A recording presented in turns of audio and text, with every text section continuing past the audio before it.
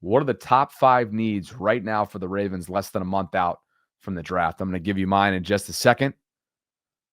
But to no surprise, I will have edge at the top of my list. And can you imagine if a Mike Green falls to Baltimore at 27th overall the way that he did in Mike Tannenbaum's latest mock draft? And Mike, of course, is a former NFL executive, friend of the show. Had him on when I was in Indianapolis last month. The Marshall edge rusher. Here's what Mike's write-up consists of. Had the Ravens not re-signed Ronnie Stanley, I probably would have gone with an offensive tackle. But bringing Stanley back before free agency opened means I can go get an edge rusher for this defense. Baltimore was second in sacks last season with 54. Of course, first the year prior, the trifecta we all remember. But I want to keep that strength a strength in the tough AFC North. Green is quick and sudden, and he had tremendous production last season. 17 sacks, 52 pressures, and 2 forced fumbles. Holy hell. He will need to get stronger, but his floor is high, and he has the traits to contribute right away. The question becomes, will Mike Green, the edge rusher out of Marshall, be available at 27th? Jordan Schultz, hearing some buzz that answer would be no. He measured in at 6'3" and 1/8, 248 pounds, posted a jaw-dropping 4.25 short shuttle and a 6.85 three-cone drill at his pro day. Those are elite numbers, by the way. Look them up. For context, the average NFL edge three-cone time is in the 7.2 second range. Green, who led the nation with 17 sacks last season, was watched by scouts, coaches, and execs from 28 NFL teams. And there's been growing buzz about him as a potential top 10 to 15, I should say, pick per sources. So you may want to kiss this idea goodbye, but Tannenbaum currently has him chilling and falling, I should say, to 27th overall. And boy, oh boy, would that be right in the Ravens' lap. Edge rusher is absolutely my number one need. Let me know what you guys think in the comment section. I'll pull some up on the screen in just a second.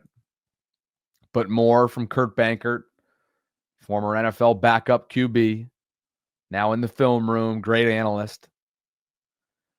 And he refers to Green as explosive, saying he just dove into his tape. He's giving me Khalil Mack flashbacks. Of course, Khalil re-signed with the Chargers. Same height, same weight, slightly worse 20-yard shuttle, better three-cone drill, and hit 5 more reps on the bench. Not to mention he had 17 sacks this year. Oh, my God. Khalil had 10.5 his senior year. Green had 17. It's a ridiculous number. Similar build on the smaller side, but packs a punch. Seeing his pro day numbers come across and come back is all the confirmation I needed. I'd be shocked to see him fall past pick 15. And that's Atlanta. Oh, yeah. I don't know. I think Tannenbaum needs to potentially reassess this mock draft, but we will continue to follow these mock drafts as they come in. But color me shocked if 3+ weeks from now, number 15 is available come 27th overall. But my gosh, is he a player? The traits are off the charts. The production, obviously, was off the charts. It's going to make one team very, very, very, very happy. My needs, top 5. Here they are. Already spoiled one of them. One is edge. I think when you look at this roster right now, they have depth, but I'm not confident in their depth. I want more competition.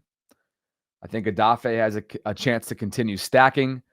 I don't believe that he's the game wrecker that some believed he could be coming out of Penn State. I think he has a great chance to continue building himself into the player that can be high impact, especially with Chuck Smith at his disposal, the Ravens outside linebackers coach. I mean, I think his technique has improved. Obviously, his motor and his athleticism are off the charts, but I can't sit here and confidently tell you that it's not a room that they shouldn't potentially try to bring in competition for him and for that matter, any others in that room, right? You've got depth, like I said. Kyle Van Noy, to me, this is all due respect to him, who's had a couple career years and resurgent seasons in Baltimore, but he's a Band-Aid given his age. He may not be here this time next year.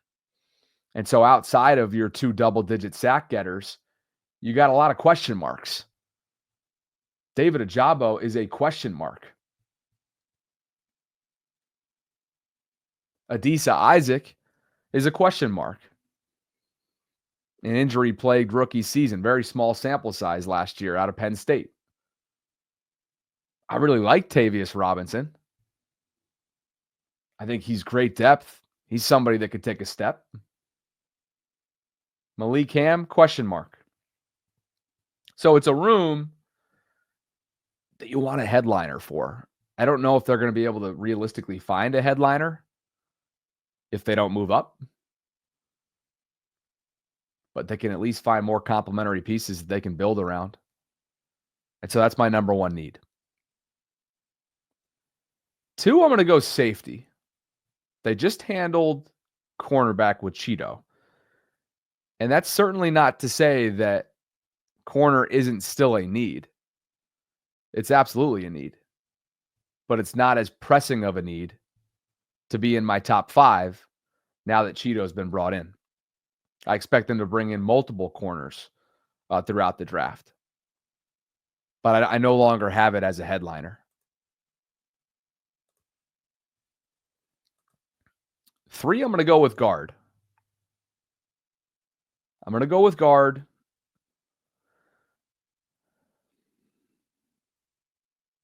Obviously, they're going to continue to stick with Daniel Fa'alele at right guard.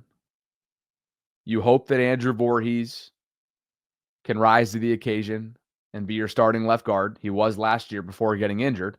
And then they turned to McCary, who they just lost in free agency and let walk in free agency, as we knew they would when they paid Ronnie to the Jacksonville Jaguars. Need some depth there. 4, I'm going to go inside linebacker. Now, again, obviously, Roquan Smith is the headliner. You have a soon-to-be third-year player in Trenton Simpson that you spent second-round draft capital on a couple of years ago out of Clemson. But after he was demoted last year and after Roquan was showing up on tape for all the wrong reasons through the first half of the season, kind of begs the question, how much stock can you put in Trenton Simpson being a shoe-in starter? You hope you can.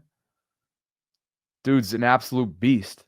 I think he's shown flashes that he can be that guy and an every down player. He was not last year, and they were forced to go with a rotation. Malik Harrison and Chris Ford. Malik was great against the run. Chris was typically asked to be in on passing situations.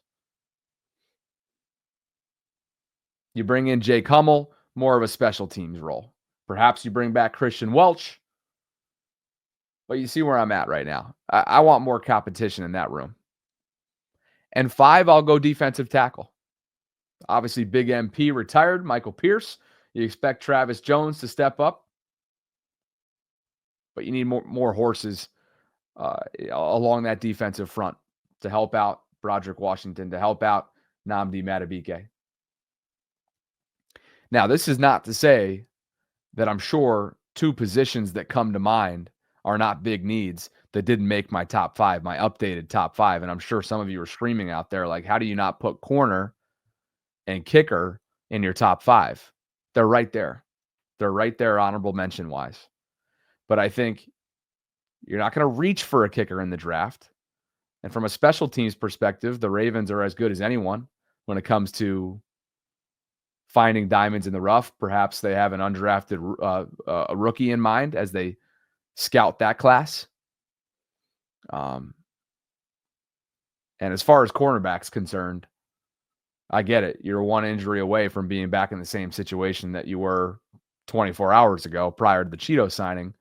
But again, I know they're going to be bringing in, they will be bringing in multiple corners, whether it be through the latter half of free agency or again, day 2 or day 3 of the draft. So that's where I'm at. My top 5: edge rusher, safety, guard, inside linebacker, defensive tackle. Where are you guys at with them?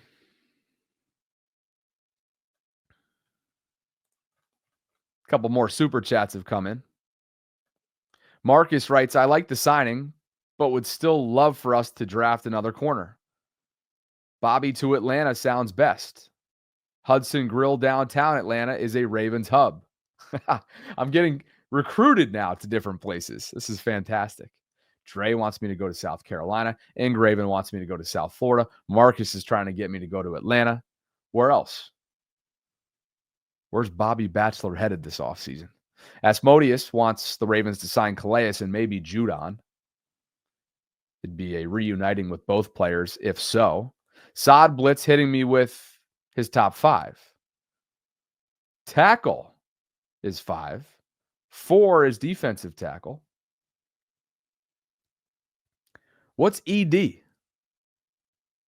ED? Am I just blanking right now? Oh, 5, he has guard / tackle. 4, he's got defensive tackle. 3, I'm blanking on for what ED stands for, so help me out. 2 is inside linebacker, and 1 is defensive back. So slot, corner, nickelback equally. And somebody help me out with ED. Oh, edge. Okay. Thank you. See, so there's some days where you just are thankful for the live chat. Because when the red light is on and my ring light is blinding me, sometimes you're not thinking properly. Remember the other day, I was like, what's NB? What is NB, Sarah? NB, Nickelback, duh. Anyway, appreciate Saad Blitz for your top 5. Evans is 1 edge, 2 guard, 3 defensive tackle, 4 corner / safety, 5 middle linebacker.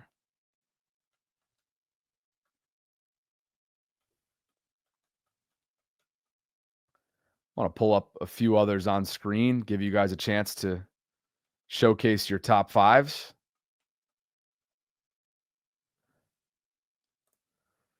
Dreams goes edge, wide receiver. Wide receiver still. Yeah, I know that's why, because you got your guy. I know who you want at wide receiver. We all know that. Higgins out of Iowa State. Interior offensive line at 3, safety 4, kicker is 5.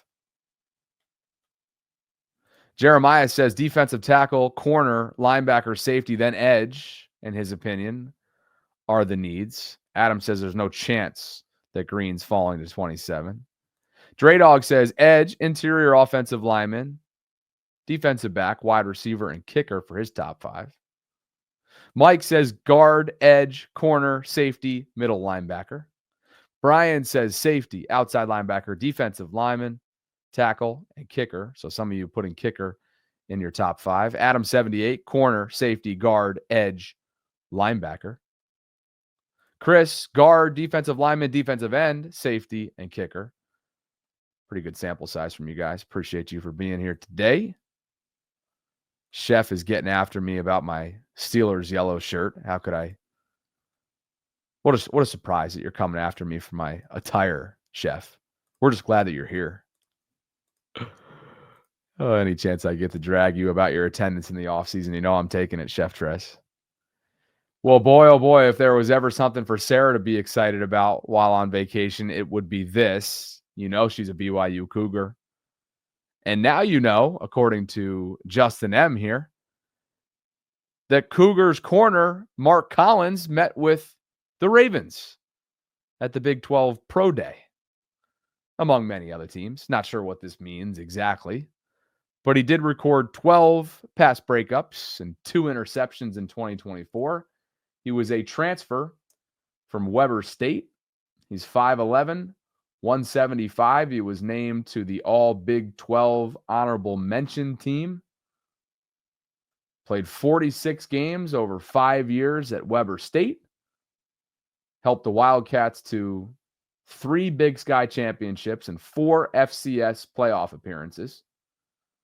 His career stats, again, at Weber State, 100 tackles, 70 of which were solo, 19 pass breakups, and 5 picks. He's got a lot of college experience. We'll see what the Ravens end up doing at corner, but this is a BYU player that had a tremendous year, and he's getting some pub at the Big 12 Pro Day from earlier this week.